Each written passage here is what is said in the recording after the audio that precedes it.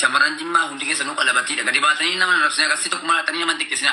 Tokkummaatti kana himennaan gadi na buuftanii jechuudha agarsiisa. Tokkummaadha kan ijoollee shamarranii afaan baala geessisee raabsisaa jiru. Yeroo shamaran tokko afaan baala gooftu gadi buusuu qaba hundas jechuudha. Kun shamarran jimmaa keessatti gadi baatee afaan baala gooftee nama raabsee taanaan rakkoodha keessaa wal gorsaa waan nyaatanii. Kun waan namarraa eegamu. Gadi baatanii nama raabsina. Tokkoffaa immoo maqaa keenyaafis illee hin tolu. Jireenya keenyaaf illee hin tolu. Gadi baatanii tokko dubbatan. Akka Oromootti dubbadhati lubbu. Ati nama guddaa bara. Shamarran Oromoo. Shamarran Oromooti miti. Shamarran kamiyyuu nama xiqqeessuuf nama rabsuun gaarii mini afaan Oromoo dubbata.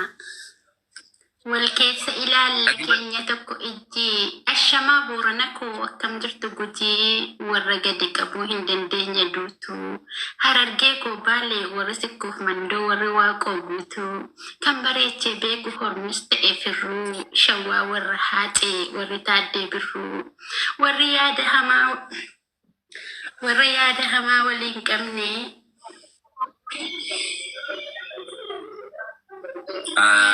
waliin qabne dhibee jimmaa koo abbaa jifaar warra shanan gibee kan garboonfataa harkan laanne takka hiluu warra caalii firrisa abbaa waggaa kan eenyummaa eegdan diinnitu harqitu ilmaa warra walloo ijoollee warqitu warra duuban jenne ka'ee jennaan aaree warra hawaash gamaati warra bakar waaree warra lixa biiftuu kana jennaan takka akshama akkam jirtu wallee koo wallagga maganuuf jiraatti kan jiru walagga tifufa. Ayyaa galatoomii obboleettii keenya kanaafuu hundi keessa malallee foloo golaati obboleettii keenya walaleessitu malallee foloo golaa jajjabeessaan isin jedha. Tokkoffaa immoo ani gandattuun jedhin shamarran keenyatti ni meerra dhala maaliif kan gadi beellee naannosu jedha waan ta'eef anallee jechuudha gaafa ijoolleen tokko xixiqqoo xiqqaanii ulfanii naannosu jiran. Kanaafan dubbadhee of eeggadhaa daa'imman dhiidhasin kabajaa keessan ulfina keessan ofirratti godhaa.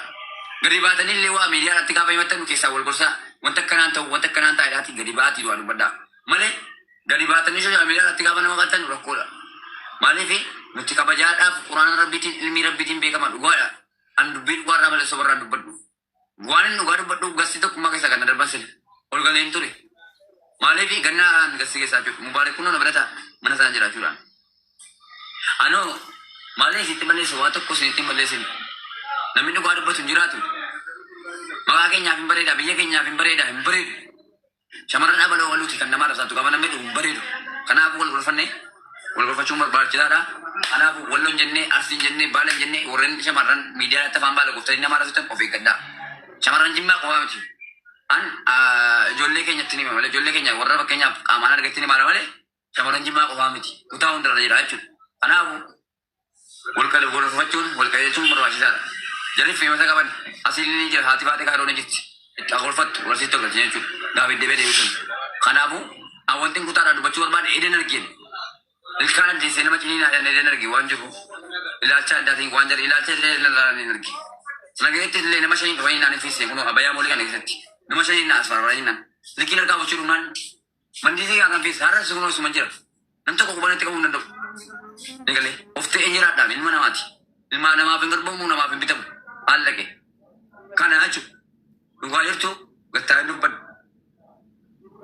nageenya biyya labsuutti amantiin kutaa tun qudhin hunda namaa kabajutti namni mukotti argamu hin jiru eebba namaa ta'e fuudha namaa akka nama raafee hin beeku warra na nyaate warra na zoluu deebi'ee egaa uummata Dubaay haala uummata Dubaay hin beektan tokkummaa miidiyaa beeka haala uummata Dubaay tokkummaan irraa dubbata kanaaf hundi keessa sabboonaa kanaaf mubaarakiin gadi qabaa fuula godha lafa hundumti keessan Mubarak musamma kanaf sabboonaa kana foloo godhame. Siifu kanallee foloo godha. Gaalli keessaan qabdu sabboon. Gaalli tokko kana kana dhagaashii golaallee manaa godhatu.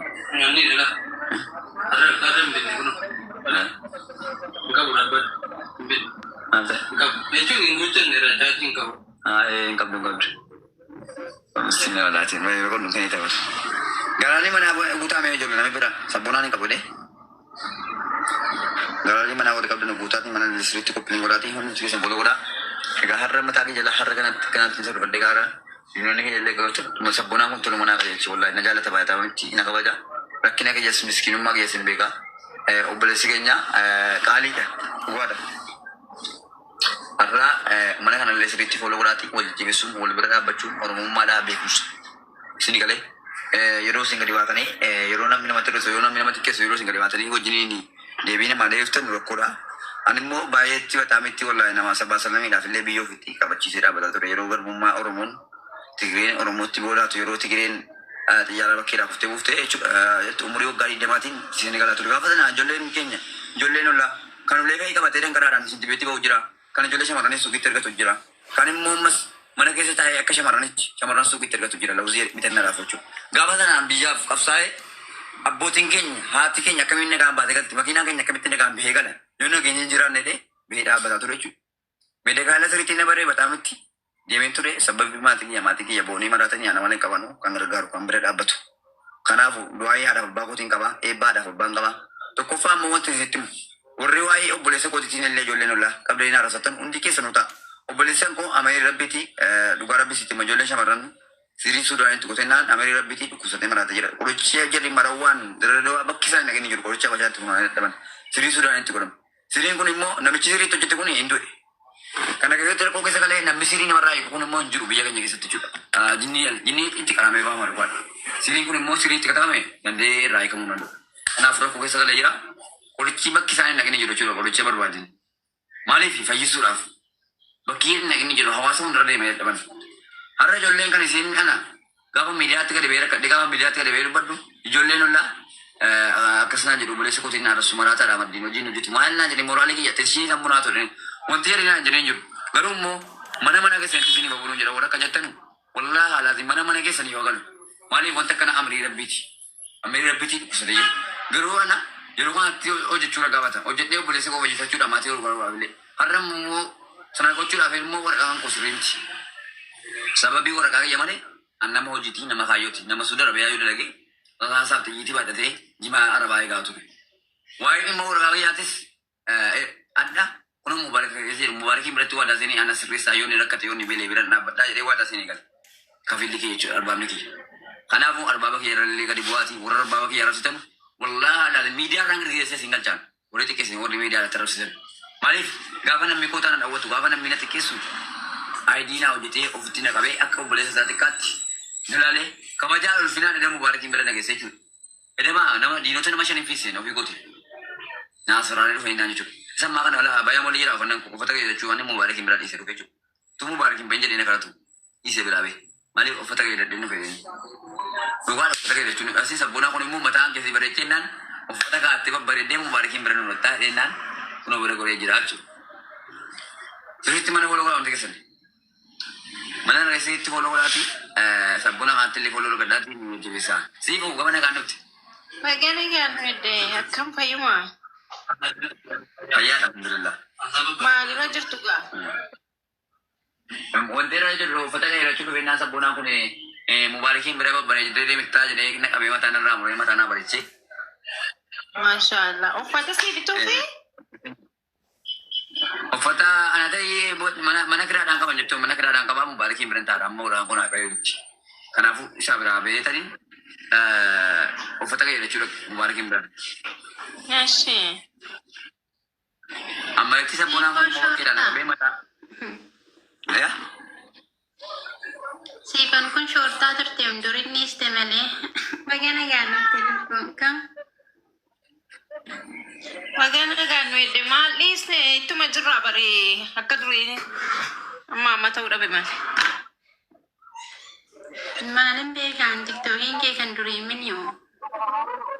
Yaa moo tiktookiin kun jaafaa moo torbaffaadha lakko gubamaa. Kan shoortaan taa'u sulattu. Akkas amma maali bareeddeere. Bareedee kunam. Mashallah. Tuttu jirra si amma. Assalamualaikum. Rumah sitta barbaannu ka. Barakatuh. Waalaikumsalam warahmatullahi wabarakatuh. Amin. Mashallah. Kam sirraa bareede arrammotu. Jarri kun akka siifan maar amir kun si nyaatu maa gasti keetti ol galchite jara kanaati. Amma akka kanatti bareedde yaadu. La mataan bareeffadde uffata kana yeroo kennaa sabboonaa kun babbareeddu malee deemtu mubaarakiin bira babbareeddee deemte naan isii kun sabboonaa bira jira. Sabboonaa kun immoo Baay'ee tokko jaalala guddaa na qabachuudha lamdaan kun. Viidiyootti beekamtu. Habibi. Rabbisaa jaallatu akkasi jaallate wallaahi. Na jaalata na kabaja wallahi imaatii Dubai keessa nam tokko siyaas fararamuu danda'u waa'ee qaamaan ta'e maal ta'e dhiigatti situ ta'e garuu edee nama shan infisisee garuu annama sodaa qabu miti mataa uumamaa kun warri biraa bayyaan malu hin jedhu jechuudha. Edee warra naas fararaa ture jechuudha.